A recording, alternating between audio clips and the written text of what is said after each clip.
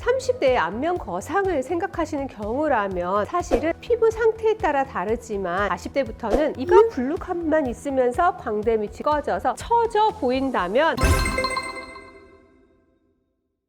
안녕하세요. 줄리쌤의 톡톡 성형 라이트 성형외과 김지연 원장입니다. 나이가 들수록 리프팅 시술이나 수술 고민 많이 하시는데요. 요즘에는 30, 40대 분들도 안면 거상을 고민하시는 분들이 꽤 계시더라고요. 그래서 오늘은 30대 그리고 40대의 안면 거상에 대해서 설명드리려고 해요. 30대 중반부터는 아무래도 얼굴이 처진다는 느낌이 들게 돼요. 특히 요즘 보면 워낙 젊게 힙하게 사시는 분들이 많다 보니 내 나이보다 더 어려 보이고 더 젊어 보이는 얼굴을 선호하시는 건 어쩔 수 없는 것 같아요. 그런데 그 연령대가 점점 어려지고 있는 게 사실입니다. 20살 같은 30대, 40대 분들이 많아지는 것 같은데 나만 나이 먹는 느낌 때문에 40이라는 나이가 아무래도 여자에게 좀 큰 의미로 다가오면서 내 얼굴에 대한 고민이 많아지는 것 같아요. 그래서 40세 전후로 얼굴 처짐이나 잔주름을 고민하시고 해결책을 찾아보시곤 하더라고요. 그래서 고민하시다가 레이저 시술이나 스킨 부스터 시술 혹은 실리프팅 시술을 하시게 되시는 것 같아요. 특히 예전에는 좀 더 처진 얼굴을 올리면서 둥그스름한 얼굴을 선호하셨던 반면 요즘에는 트렌드가 바뀌고 있는데요. 나이 들어도 아름답다고 하는 외국 배우분들을 보면 턱선이나 얼굴선이 나이에 따라서 볼륨이 감소하면서 윤곽이 명확해지는 쪽으로 변하는 걸 볼 수 있어요. 그래서 나이에 걸맞는 보호적이고 우아한 얼굴이 되시는 경우가 많죠. 우리나라는 윤곽이 명확해지는 걸 얼굴살이 빠져서 보기 안 좋다라고 생각하시고 최대한 굴곡 없게 둥글둥글한 얼굴을 만드시는 쪽을 선호하셨어요. 언뜻 보기에는 회복 기간도 필요 없고 좀 더 어려 보인다고 느낄 수 있겠지만 결국 주변부의 굴곡 때문에 울퉁불퉁한 라인들이 보일 수밖에 없게 됩니다. 그런데 최근에는 좀 더 어린 젊은 얼굴을 선호하다 보니 외국과 비슷하게 착 달라붙은 턱선 라인이 보이는 얼굴을 선호하시는 것 같아요. 저는 이런 트렌드를 가장 잘 반영하는 분이 바로 김성령 씨라고 생각해요. 김성령 씨 같은 경우는 패셔니스타로도 유명하지만 얼굴 라인이 왠지 좀 더 보복적이고 우아하면서 자연스럽고 예쁜 얼굴, 나이 들수록 예쁜 배우라는 느낌을 지울 수 없게 하시는데요. 제가 보기에도 가장 아름답게 나이 드시는 멋진 여배우신 것 같아요.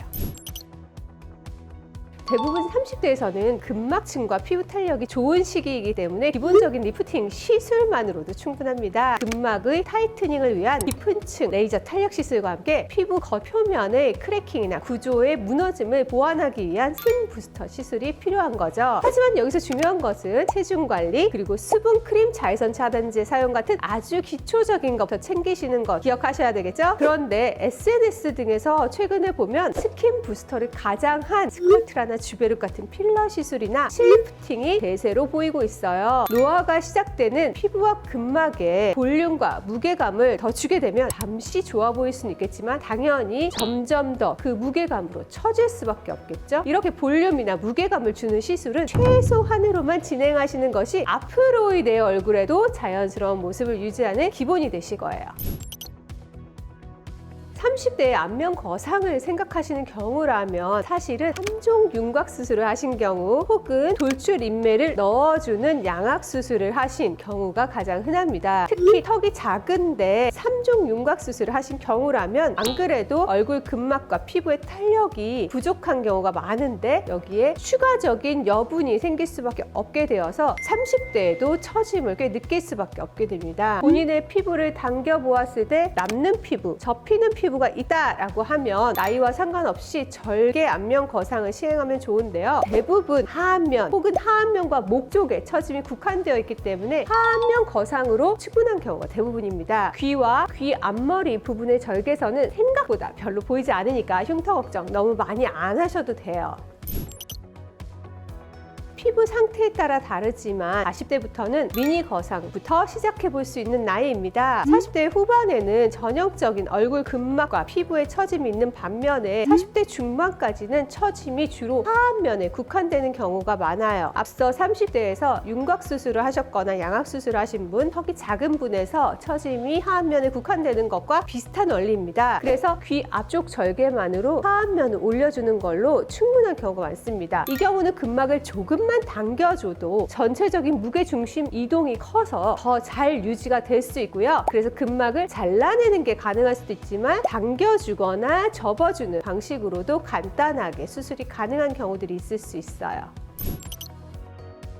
얼굴에 피부 여분이 많지는 않은데 이가 불룩함만 있으면서 광대 밑이 꺼져서 처져 보인다면 탄력실을 이용한 비절개 리프팅을 추천할 수 있고요. 사탕문 느낌이 심하다면 심부볼 지방 제거만으로도 많이 좋아지실 거예요. 이런 시술들은 피부 탄력이 있는 시기에만 가능하기 때문에 40대 초반까지가 한계인 것 같아요. 하지만 기본적으로 30대 후반부터는 눈가와 입가에 리쥬란 시술을 추천드려요. 이런 부분들은 피부가 얇아지면서 끊어지고 폐임들이 생기게 되는데요. 이런 폐임은 한번 생기기 시작하면 급속도로 진행되고 훨씬 더 큰 폐임을 유도하기 때문에 잔주름이 생기려고 할 때 리쥬란 같은 스킨 부스터 시술을 받아주시면 추후 나중에 어떤 시술이나 수술을 하시던 간에 더욱더 큰 만족감을 느낄 수 있을 거예요.